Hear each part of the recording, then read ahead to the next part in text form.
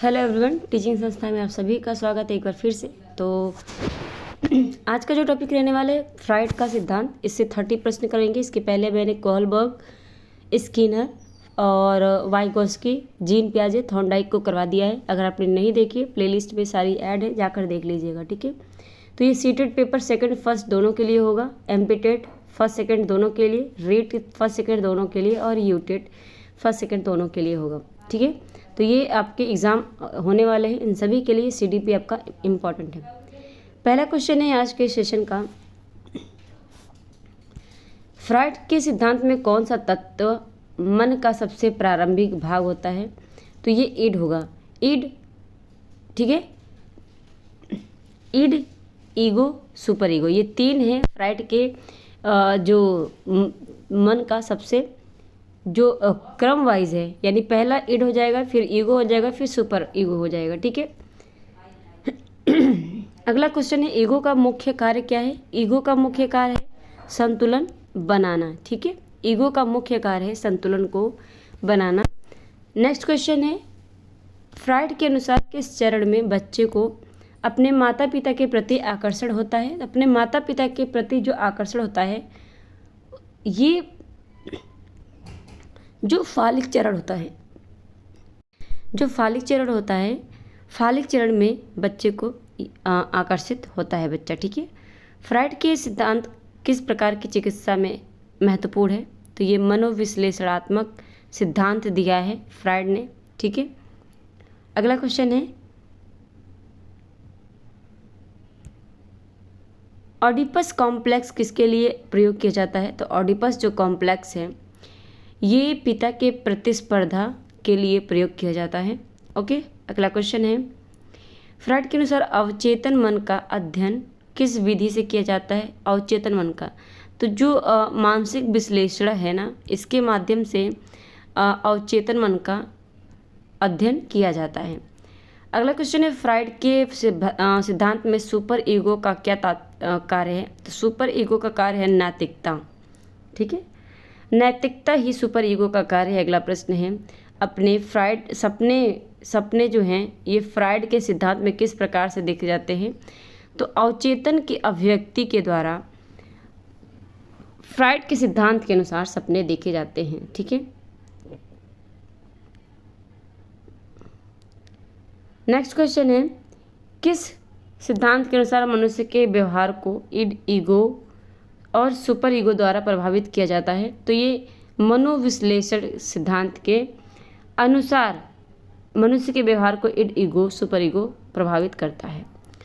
अगला क्वेश्चन है, फ्राइड के अनुसार जेनिटल चरण किस आयु में आता है? जेनिटल चरण ये किशोरावस्था में आता है। किशोरावस्था 11 से 18 वर्ष का जो उम्र होता है, ये किशोरावस्था कहलाता है। अगला क्वेश्चन है, फ्राइड किस मनोवैज्ञानिक अवधारणा का प्रतिपादन करता है? तो यौन इच्छाएं जो है ना, ये फ्राइड के द्वारा प्रतिपादन किया गया है। अगला प्रश्न है, फालिक चरण किस आयु वर्ग में होता है? फालिक चरण, जो फालिक चरण ये किस आयु वर्ग में होता है? तो ये आपका 3 से 6 वर्ष का जो अवस्था होता है, जिसे आप बाल्यावस्था भी कहते हैं, ये आपका क्या हो जाएगा? फालिक चरण, ठीक है। अगला क्वेश्चन है, किस मनोवैज्ञानिक प्रक्रिया का उपयोग फ्राइड ने रिप्रेशन के लिए किया है? रिप्रेशन के लिए, तो ये दमन जो है ना, दमन के लिए प्रयोग किया है रिप्रेशन का। अगला क्वेश्चन है, फ्राइड के अनुसार अवचेतन मन में क्या होता है? तो इच्छाएं और भावनाएं जागृत होती हैं। फ्राइड के अनुसार अवचेतन मन में जो इच्छाएं हैं, भावनाएं हैं, वो जागृत होती हैं। अगला क्वेश्चन है, फ्राइड की ऑडिपस की कहानी किस प्रकार की भावना को दर्शाती है? ऑडिपस की जो कहानी है, आत्मसमर्पण, प्रतिस्पर्धा, सुरक्षा या फिर स्वार्थ? तो ये आपका हो जाएगा प्रतिस्पर्धा। अगला क्वेश्चन है, किस मनोवैज्ञानिक प्रक्रिया में व्यक्ति अपनी भावनाओं को दूसरों पर स्थानांतरित करता है, यानी ट्रांसफ़र करता है? तो रक्षात्मक जो तंत्र है, व्यक्ति इन्हें क्या करता है? दूसरों की भावनाओं पर स्थानांतरित करता है, ट्रांसफ़र करता है। अगला क्वेश्चन है, संवेदनशीलता किस फ्राइड के सिद्धांत का हिस्सा है, यानी फ्राइड के किस सिद्धांत का हिस्सा है संवेदनशीलता। तो ये यौन जो विकास है इससे संबंधित है। अगला क्वेश्चन है, फ्राइड के अनुसार मनुष्य की इच्छाएं और प्रेरणाएं मुख्य रूप से किस पर आधारित होती है, किस पर। तो इच्छाएं और प्रेरणाएं ये यौन इच्छाओं पर, जो यौन इच्छाएं हैं इन पर आधारित होती हैं। अगला क्वेश्चन है, सपने के विश्लेषण का मुख्य उद्देश्य क्या है। सपने के विश्लेषण का मुख्य उद्देश्य है अवचेतन की समझ। अगला क्वेश्चन है, फ्राइड का कौन सा सिद्धांत मानव व्यवहार का कारण बताता है। मानव व्यवहार का कारण बताता है फ्राइड का कौन सा सिद्धांत। तो ये मनोविश्लेषण सिद्धांत है जो कि मानव के व्यवहार का कारण बताता है। किस अवस्था में मनुष्य की यौन रुचि पुनर्जीवित होती है, किस अवस्था में। तो ये आपका ओरल चरण हो जाएगा, ठीक है, जेनिटल चरण, ठीक है, जेनिटल चरण हो जाएगा। और फलिक चरण ये आपका 3 से 6 वर्ष की जो आयु होती है उसे कहते हैं, ठीक है। अगला क्वेश्चन है, और जेनिटल चरण आपका किशोरावस्था जो कि 11 से आपका 18 वर्ष का अवस्था होता है। अगला क्वेश्चन है, फ्राइड के अनुसार ईड का व्यवहार कैसे होता है। ईड का व्यवहार कैसे होता है, ये आनंद की खोज में होते हैं ईड, ठीक है।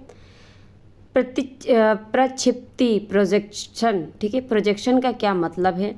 प्रोजेक्शन का क्या मतलब है, खुद की भावनाओं को दूसरों पर थोपना ही प्रक्षिप्ति होता है या फिर प्रोजेक्शन कहलाता है। नेक्स्ट क्वेश्चन है, सुपर ईगो की तुलना किससे की जाती है। सुपर ईगो की जो तुलना है भावनाओं से, नैतिक पुलिस से, सामाजिक मानदंड से। तो ये हो जाएगा आपका नैतिक पुलिस से की जाती है इसकी तुलना।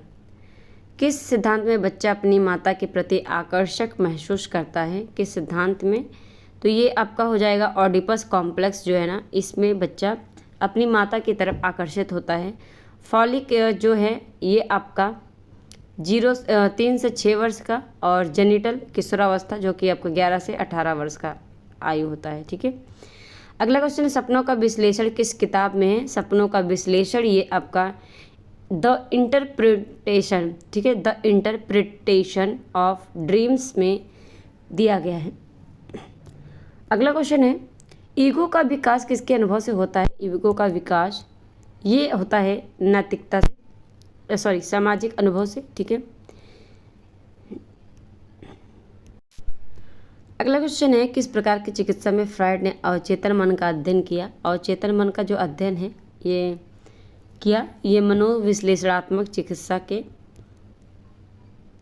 ठीक है, इसमें किया। अनुवाद ट्रांसफेरेंस क्या है या अनुवाद क्या है। ट्रांसफेरेंस या अनुवाद क्या है, तो ये एक व्यक्ति की भावनाओं का दूसरे व्यक्ति पर थोपना, यही होता है आपका अनुवाद या ट्रांसफेरेंस, ठीक है।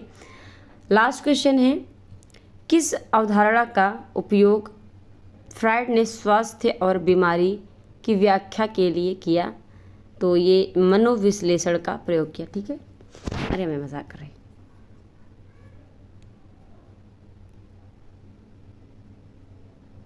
ठीक है। तो ये हो गया आपका 30 प्रश्न हो गए।